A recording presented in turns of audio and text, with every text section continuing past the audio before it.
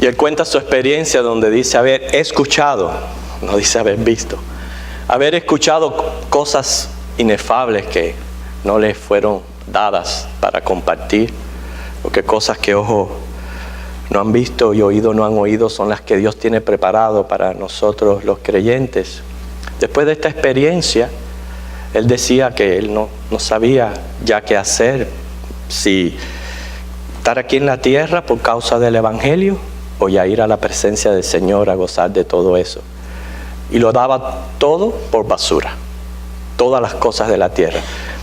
Tenemos que aprender a crecer, a dar las cosas terrenales que son perecederas por basura, comparado, ¿verdad?, esa gloria que nos espera, esa gloriosa herencia en los cielos. Bien, vamos a permitir ahora que los niños pasen hacia su culto infantil. Nosotros vamos a prepararnos para el mensaje que Dios tiene para nosotros en esta tarde.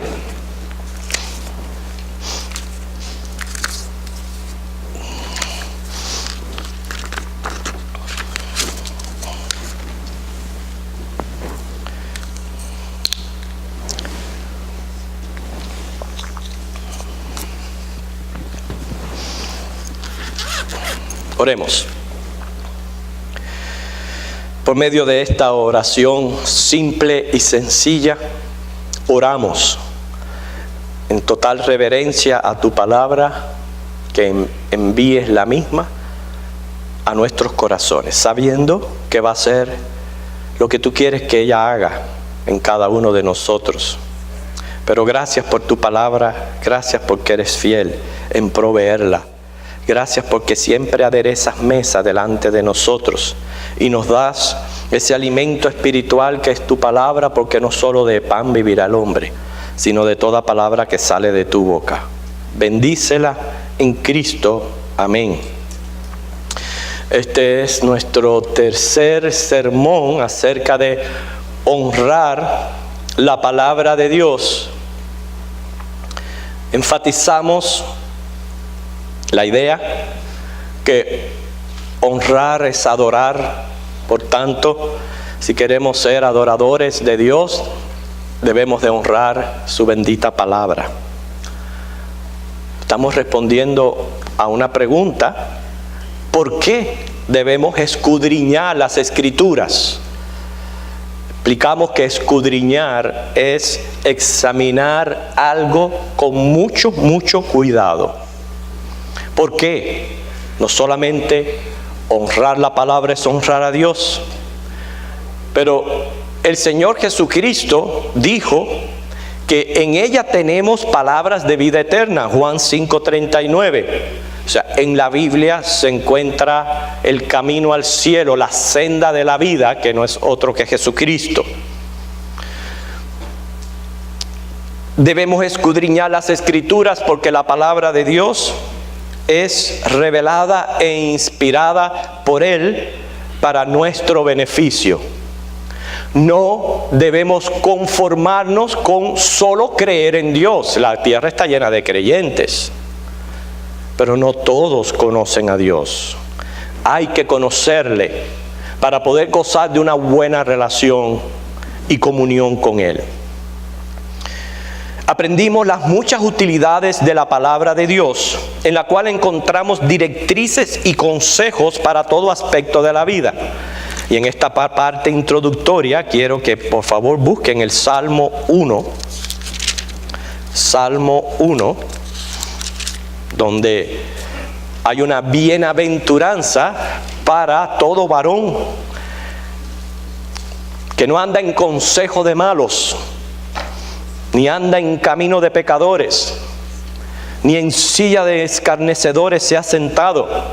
Dice el versículo 2, que en la ley de Jehová está su delicia, y en su ley medita de día y de noche. Está prometido por Dios que va a ser como un árbol plantado junto a corrientes de aguas. Va a dar su fruto en su tiempo y su hoja no cae. Y dice, todo lo que hace prosperará. Mas sin embargo, los malos, que son como el tamo que arrebata el viento, no se levantarán en el juicio, ni los pecadores en la congregación de los justos. porque Jehová conoce el camino de los justos, mas la senda de los malos perecerá. Aquel que quiere vivir una vida a plenitud de felicidad y gozo, en lugar de atender al consejo de los malos, más bien medita en la palabra de Dios de día y de noche.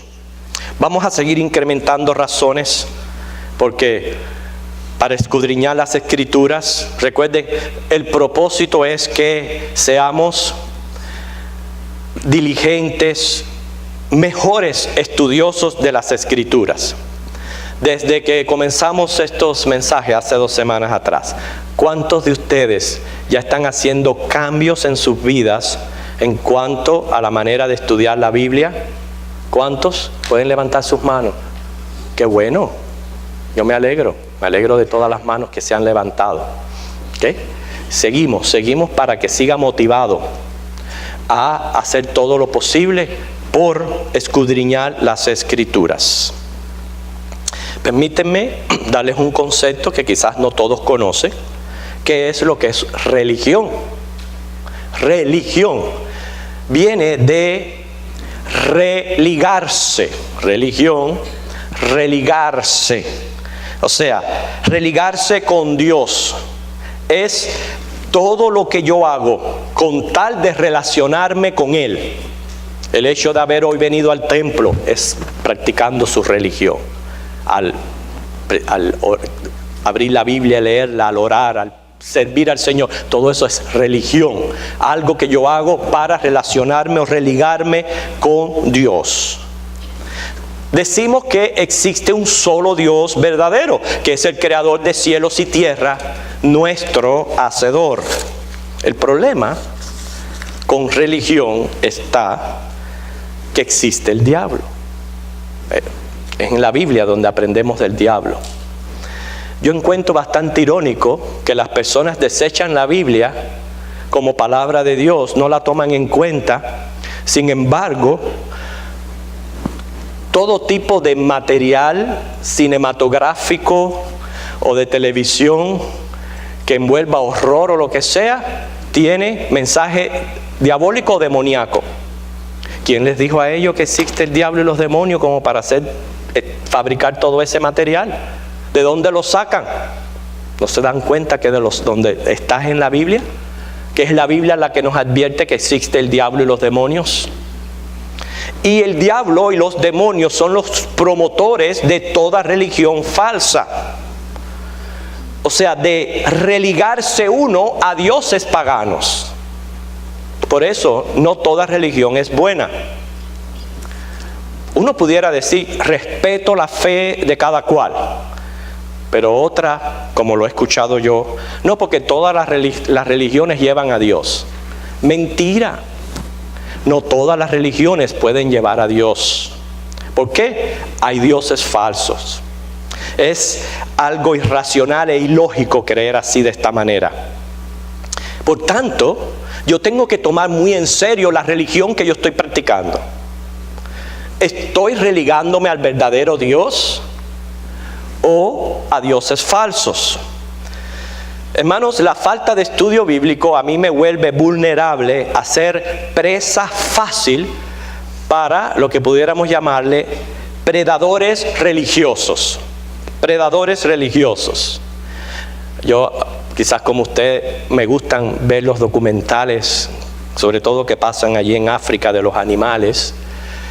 Y quizás es un poquito que la maldad que está en uno, que me gustan más los que matan. Hay personas que simpatizan con las víctimas, pero no, a mí me llama la atención el león, el tigre, el leopardo, las hienas, y ver esa capacidad que tienen para atacar, por comer, claro. Pero la idea que yo les estoy dando aquí es, ellos estudian las manadas, estudian las víctimas, y se fijan en aquellos vulnerables, los que están un poquito más viejos, o los cachorros, y esos son los que atacan. Presas fáciles. Y hermano, cuando nosotros estamos débiles en el estudio de la palabra del Señor, podemos ser presa fácil del león rugiente que anda buscando a quien devorar. Hoy vamos a presentar 3 asuntos por los cuales debo de escudriñar las Escrituras. El primero va a tomar un poquito más de tiempo, los otros 2 son más sencillos. Pero el primer asunto del por qué debemos escudriñar las Escrituras es por asunto de doctrina. Y quiero que busquen Mateo capítulo 15. Mateo 15, versículos 8 y 9. Como estamos honrando la palabra de Dios, imagínense, más cuando viene directamente de los labios del mismo Señor. Mateo 15, versículos 8 a 9.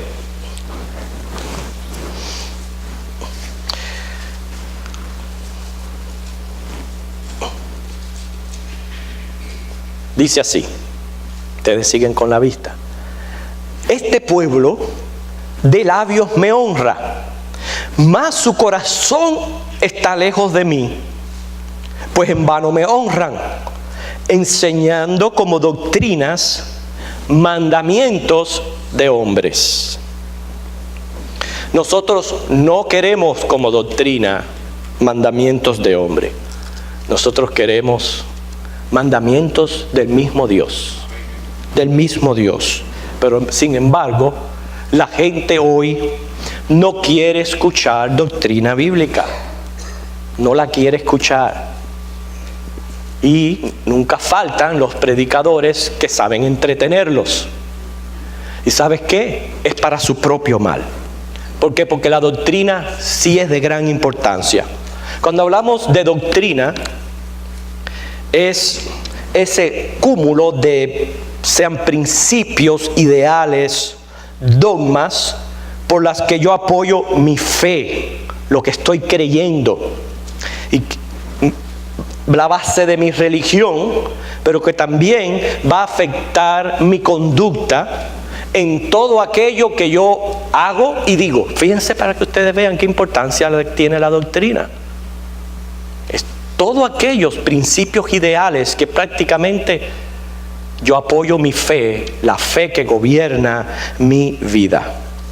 Entonces, la doctrina cristiana es precisamente probar que el cristianismo es el verdadero camino, pero creando convicciones propias.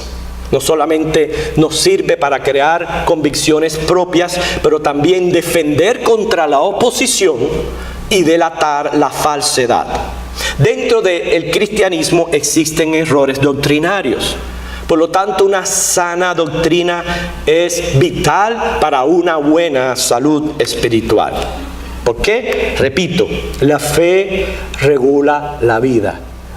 Al menos los cristianos del primer siglo obraban así. Dejaban que su fe fuera la que les dictara lo que debían hacer y decir.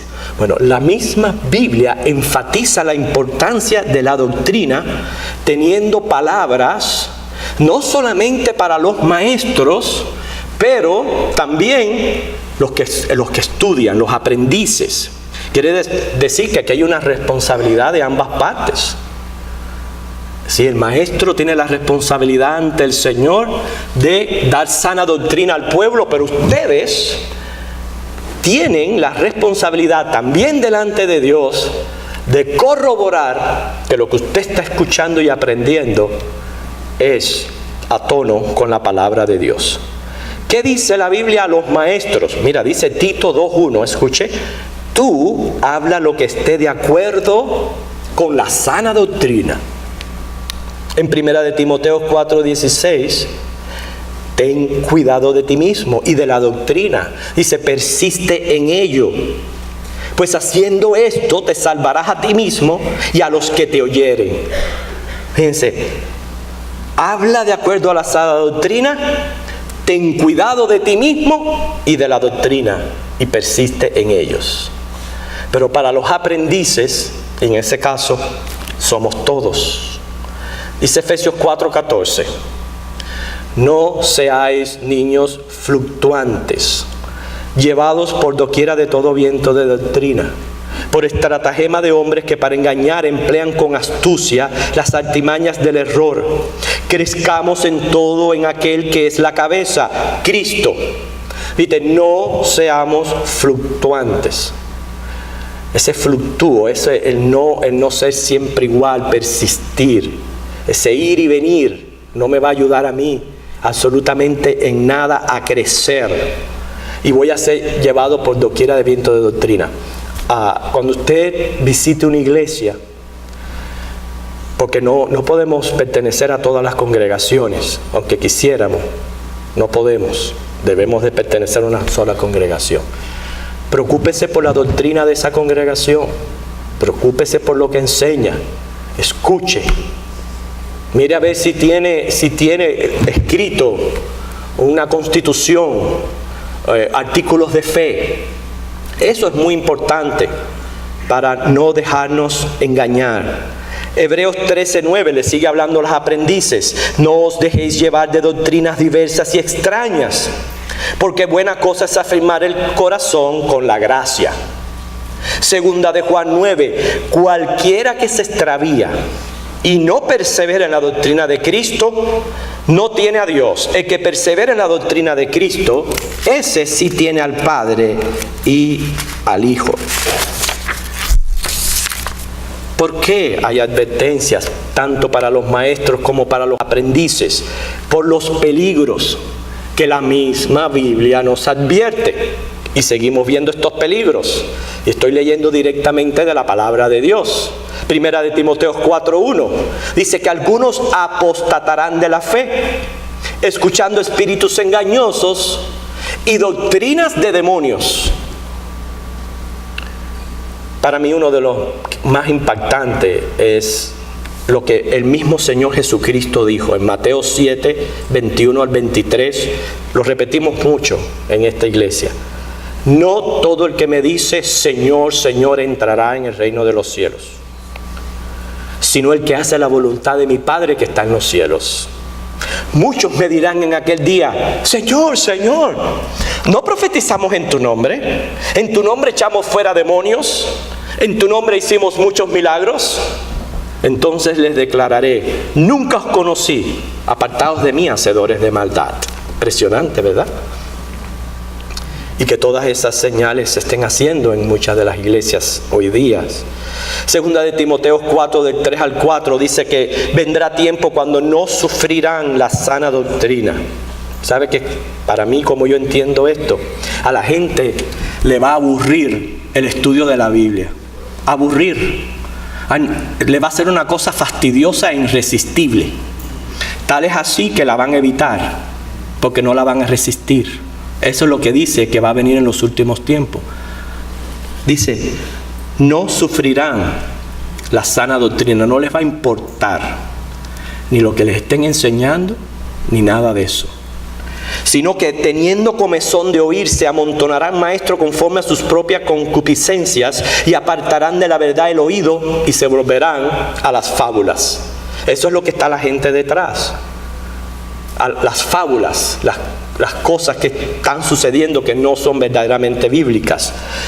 Pero sigue la palabra de Dios diciendo, Filipenses 3, 18 al 19, porque por ahí andan muchos, de los cuales os dije muchas veces, y aún ahora lo digo llorando, que son enemigos de la cruz de Cristo, el fin de los cuales será perdición, cuyo Dios es el vientre, cuya gloria es su vergüenza, que solo piensan en lo terrenal. Mateo 24, 24, porque se levantarán falsos cristos, falsos profetas, harán grandes señales y prodigios, de tal manera que engañarán, si fuere posible, aún a los escogidos. No, a mí no me asombran que hagan grandes señales y prodigios. Créalo, lo harán. Pero ¿en el poder de quién? ¿Será doctrina de demonios? Cuidado. Entonces, hermanos, después de haber sido advertidos, doctrina es lo que yo tengo que decir acerca de, podemos poner punto suspensivo. Ahora, eso que yo tengo que decir acerca de esos dichos o conceptos, hay que preguntarse, ¿están honrando a Dios por su palabra? ¿Están a un tono con su santidad, sus atributos, su voluntad, pero también sus contextos inmediatos como contexto general de las Escrituras.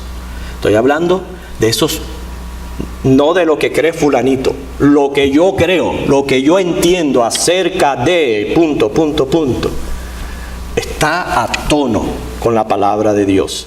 Y mira, hay muchas doctrinas. Lo que recuerde, que el propósito de este mensaje es animarle a que escudriñemos las Escrituras. Que yo entienda, wow, cuánto tengo que aprender. Porque existe la doctrina de las Escrituras. Por ejemplo, si alguien le pregunta a usted qué es palabra inspirada o qué es palabra revelada, ¿qué usted tiene que decir al respecto? Bueno, esos son ideas y principios, van formando su doctrina. Está la doctrina de Dios, la doctrina de Cristo. Y en esta es la única que voy a hacer un paréntesis aquí porque es muy importante. Mateo 16, del 13 al 20, cuenta cuando Jesús pregunta a sus discípulos, mire qué interesante, Él le dice, ¿qué dicen los hombres que es el Hijo del Hombre? Fíjense, ¿qué dicen por ahí los hombres que es el Hijo del Hombre? Es como si hubiera querido hacer una encuesta pública, ya que él había estado ya ejerciendo su ministerio público, su fama había corrido por toda aquella tierra y la gente siempre tiene algo que hablar y decir, sea malo, sea bueno. Y él quería saber qué decía la gente que era el Hijo del Hombre. Y ahí pues compartieron pues sus experiencias diciendo, bueno, hay quienes dicen que eres Juan el Bautista, otro que eres Elías, Jeremías o alguno de los profetas. Pero mire lo interesante, es cuando él ahora les dice una segunda pregunta que los lleva a pensar. Él les dice, ¿y vosotros? ¿Quién decís que soy yo? Una cosa es la opinión que tenga la gente y otra es lo que yo tengo que decir al respecto. Si yo tuviera que responder esa pregunta, si Jesús, es más, Él no las hace, porque eso es lo que me hizo a mí un creyente, donde yo tenga que responder, ¿quién es Jesucristo? Sabemos que Simón Pedro dijo, tú eres el Cristo, el Hijo del Dios viviente. Y esta es prácticamente la roca, esta expresión, esta fe, esta creencia que le vino del Padre, es la roca donde está apoyada la iglesia, edificada la iglesia, significa, es la profesión de todo creyente. Todo creyente verdadero tiene una profesión de fe en cuanto a dos cosas importantes: la naturaleza de nuestro Señor Jesucristo y la naturaleza de su misión. Cuando Pedro responde, dice, tú eres el Hijo del Dios viviente, note que no le dice, sí, tú eres el Hijo del Hombre. Cuando el Señor les preguntó qué dice la gente acerca del Hijo del Hombre, cuando el Señor dice el Hijo del Hombre, está mencionando su naturaleza 100% humana. Pero Pedro les responde, claro, lo aprendió del Señor, en base a su naturaleza 100% divina. Quiere decir, sí, tú eres el Hijo del Hombre, pero yo sé que tú eres el Hijo de Dios. O sea, está profesándolo como Dios, como Señor y Rey. Y cuando le dice, eres el Cristo, claro que Cristo en nuestro idioma es el enviado. Cristo en griego, lo mismo que es Mesías para el hebreo. Dice, tú eres el enviado. Así que yo sé que tú viniste a esta tierra específicamente a morir por nuestros pecados. Sin embargo, por eso le dije, cuidado con religión. Porque hay religiones, lo entiendan o no, o de manera muy sutil, que le restan o le añaden al perfecto, suficiente y eficaz sacrificio de Cristo.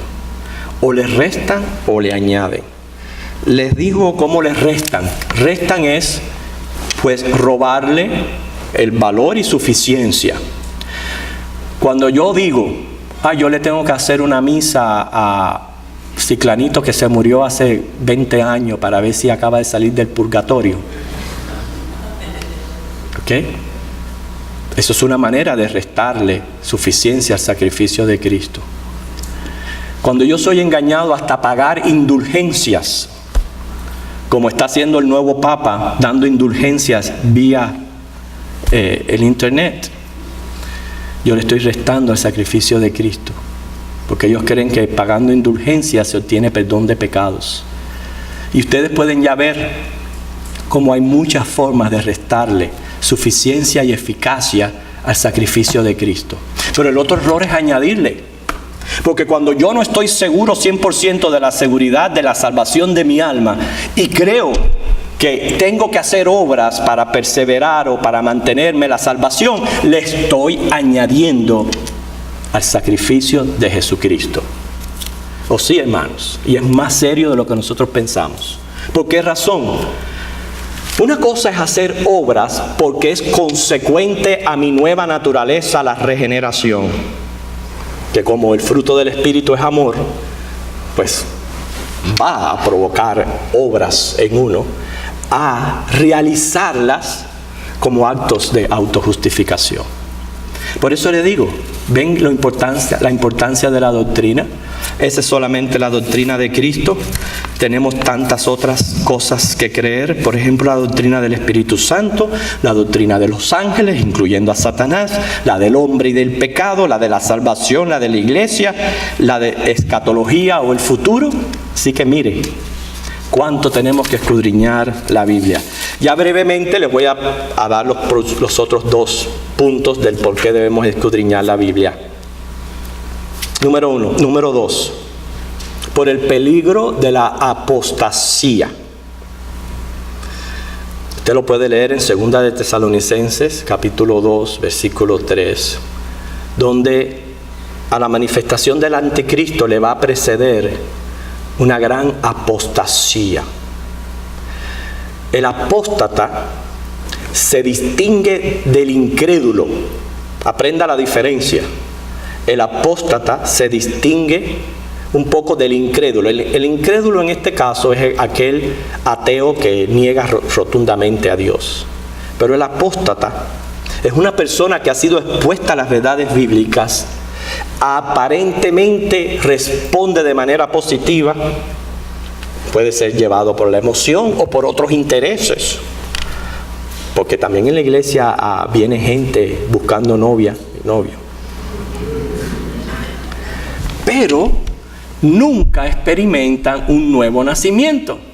Nunca experimentan un nuevo nacimiento. Como nunca experimentan el nuevo nacimiento, abandonan la fe y se alejan de la comunión de los santos. Un apóstata es apartarse del Dios vivo, prácticamente renunciar al cristianismo. No debe de asombrarnos tales manifestaciones dentro de la iglesia. Porque si la Biblia habla de apóstatas, y apóstatas es extraviarse de la verdad, pues van a salir de la verdad. Van a salir de nosotros. Y de hecho, muchos o varios ya han salido de nosotros. Me refiero de nosotros, de nuestra congregación. Ya han salido. Y han profesado con sus bocas esta terrible apostasía. La han profesado. Por eso, cuando una persona usted ve que ya comienza a dejar de congregarse o alejarse de esto, a dejarse del otro, no estamos asegurando nada, pero ya está dando cosas de qué hablar. Cuidado, porque así se empieza. Lo primero que ocurre es alejarse de la comunión de los santos y luego también negar la eficacia de las Escrituras. Por eso es que tenemos que tener cuidado. En mi tercer punto y por último, ¿por qué debemos escudriñar las Escrituras? Es en defensa de la fe. Busquemos un pasaje, 1 de Pedro capítulo 3, versículo 15. 1 de Pedro capítulo 3, versículo 15.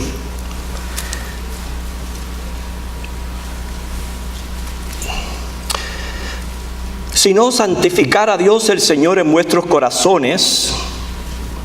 Noten qué idea. Santificad a Dios el Señor primero en vuestros corazones, y estad siempre preparados para presentar defensa con mansedumbre y reverencia ante todo el que os demande razón de la esperanza que hay en vosotros. Si la palabra del Señor nos insta a ser apologéticos, esa es la palabra que se usa para esto, porque apología es un discurso en defensa de alguien o de algo. Y lo que el Señor nos está diciendo aquí es, si es obvio que se va a levantar la falsedad, las religiones falsas, el sectarismo, la misma apostasía, es obvio que tenemos que estar preparados nosotros, no para defender al Señor. El Señor no necesita defensa, nosotros no tenemos que defender al Señor.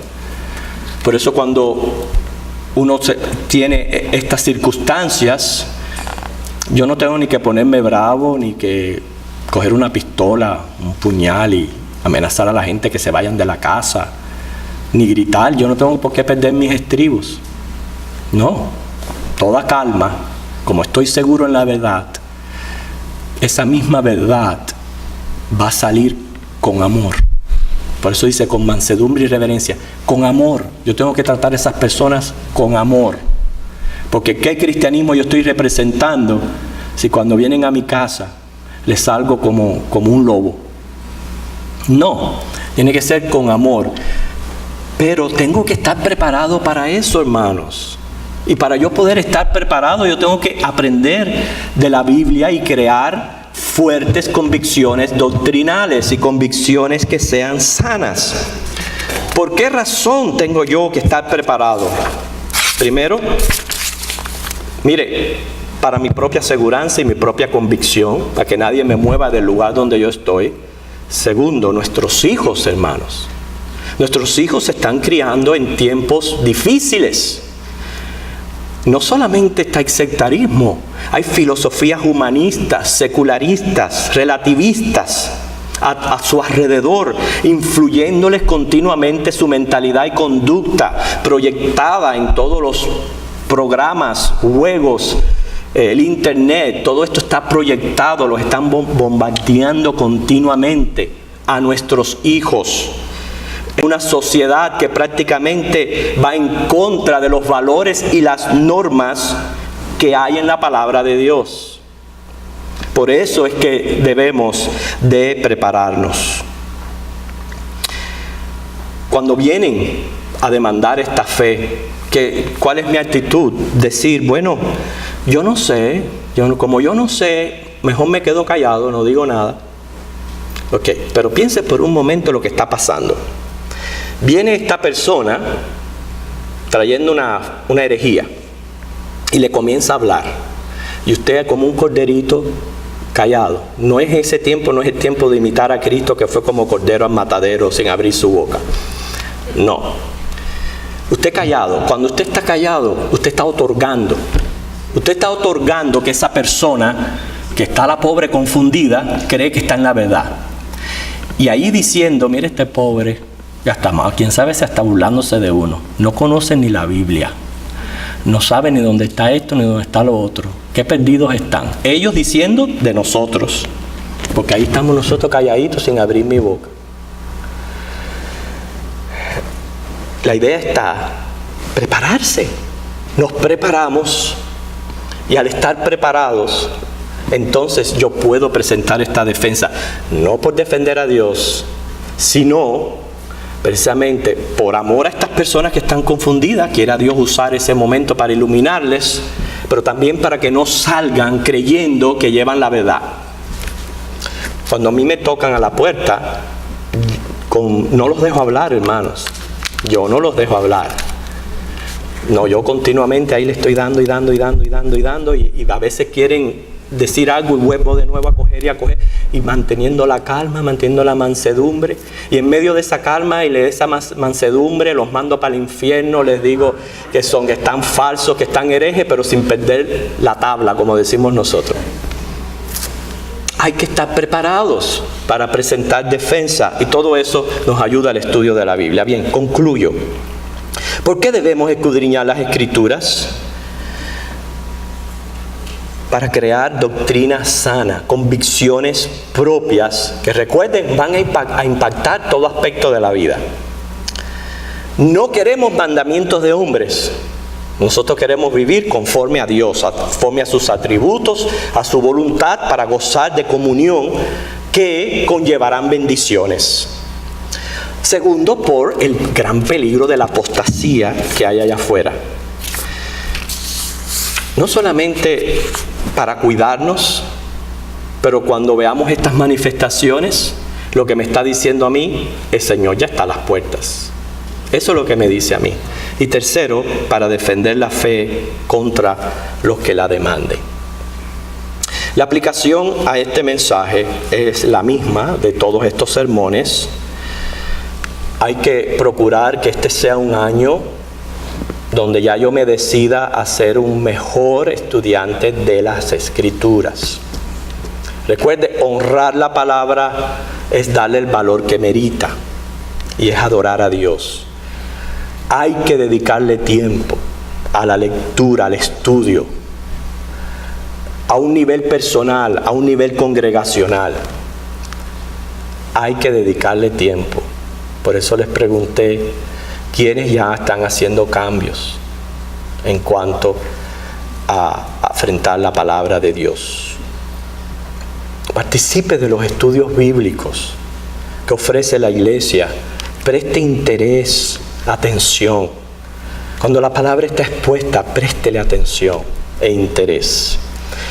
Voy a terminar con esto, que no les pase lo que le pasó al papagayo.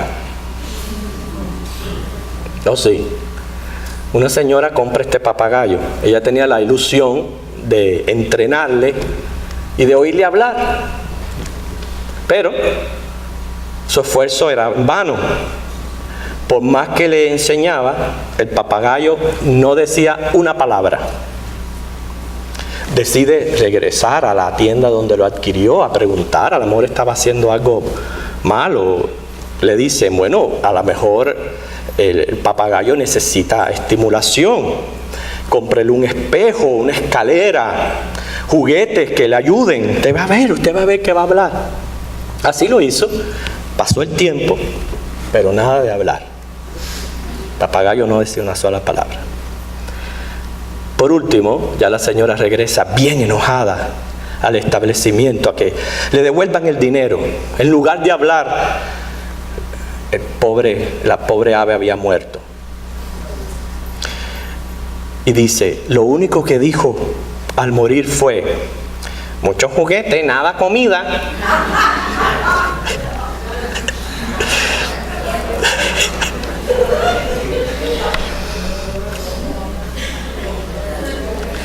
Okay.